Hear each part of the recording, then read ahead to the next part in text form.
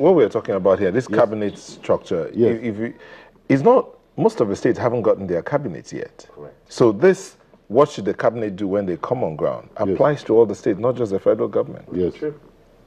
I hope you know. Sorry. Yes, hold on. Let him finish. No, yes. You agree with me? Yes, I do.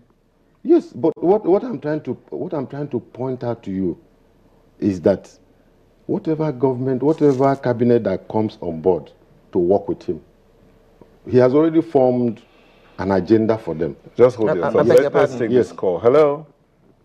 Hello? Yes, go ahead. Is that Abosede? Yes. Please go ahead and keep it short, please. Okay, I just want to contribute to your discussion. I'm sorry to say, I don't know how people are just hurry.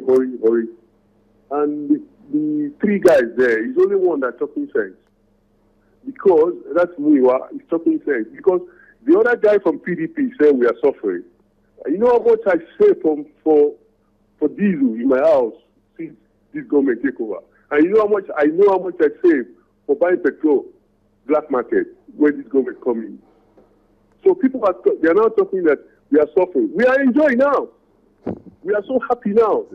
So if Buhari wants to do one-man show, let him do it. We in Nigeria, we deserve it. We should learn now. It's Nigeria. We are bigger than any political party.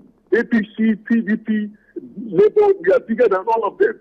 If Buhari can take us to that level, we are all right.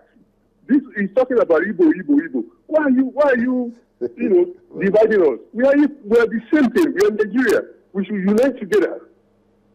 Anywhere we go, we should unite together. Don't share out. This thing is becoming too much. Igbo, Yoruba, Hausa. Why? We should unite. If we are not united, we cannot be strong. Look at China. Look at Hong Kong. So if my brother comes here now and tells me that I'm suffering, I'm not suffering now. I'm happy. Big man. Because I save a lot now. They talk things. Don't just camouflage us. We are no more a fool. PDP destroyed this country to the ground. I went to London. They spit on me that Nigeria. Well, what do you have? You have nothing. India man. A friend of mine at India, and he said, what do you have in your country? You'll be killing yourself every day. And this man coming to kill you and tell us, oh, we are suffering. Please, don't say that again. If you have nothing to say, go back to your house. Nigeria will change. Thank you very much, Ambassador. Thank you. Thank you. Can we react to that? You wanted to react? Yeah, the last caller, has said his opinion and clearly shown that he's an APC man. He's saying there's no suffer in the land, that he's enjoying because he's buying less fuel and the rest of it. And for that reason, everything is well. All is well. You see, the people shouldn't be talking like that. I say we are not just facing challenges. The people I will insist, I will shout from that to that. People are suffering more because even in the last 3 months, it's enough to have closed some gap. But Mr. Yenchere, or, Mr. Yenchere, yes, reconnect with the people. Mr. Yenchere, please recall that the PDP was in power for 16 years, and the APC has only been in power just over 100 days. Yes. Are you not being hasty, expecting all this change to take place in 100 days? I'm not talking about. I'm not saying it has to come overnight as but you said that they promised That's what change overnight. They said they promised. No, I'm not expecting them to perform magic, which they promised. But I'm saying that there should be there should be a pathway. You should give us direction. You should give us a sense of direction where the government is going. Are you getting what I'm saying? Listen, that's what I'm saying. Okay, there should be a sense of direction. There should be a sense of connection with the people, connectivity with the people on the ground. Okay. We should demonstrate micro economy or economic sense. We shouldn't hang on the air while chasing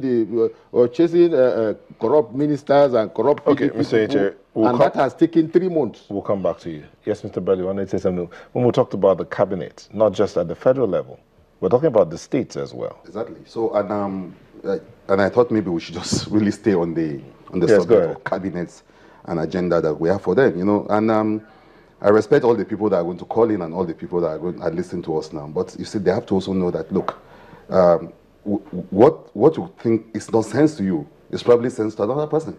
And I respect that. If you think one person is making sense, fine. That's the sense that it's making to you. But some other person too, Mr. Onyeche who is speaking there, has got a lot of people right now listening to you who are saying, yes, I think we connect with what you're saying. The things I'm saying, there are people connect, but let's not respond to that.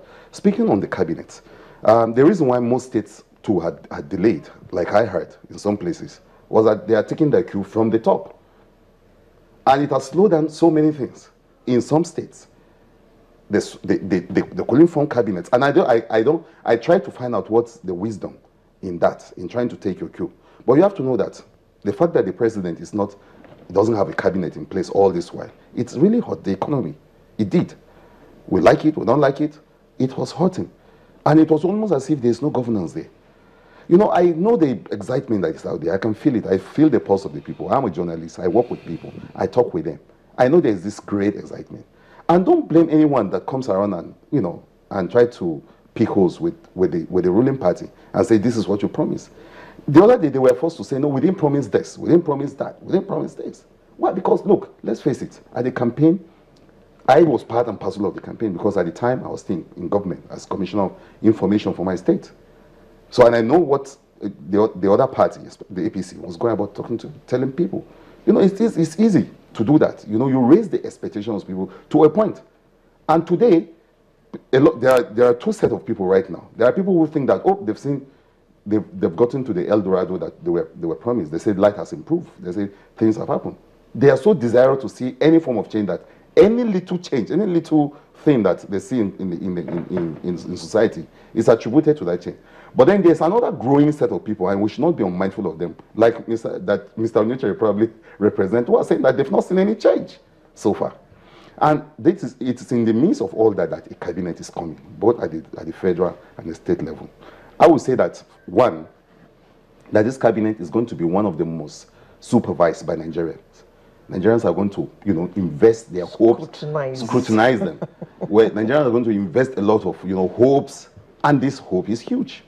How the APC is going to, you know, how it's going to run out of that, how it's going to, because when these ministers come, they'll be seen as the change agent.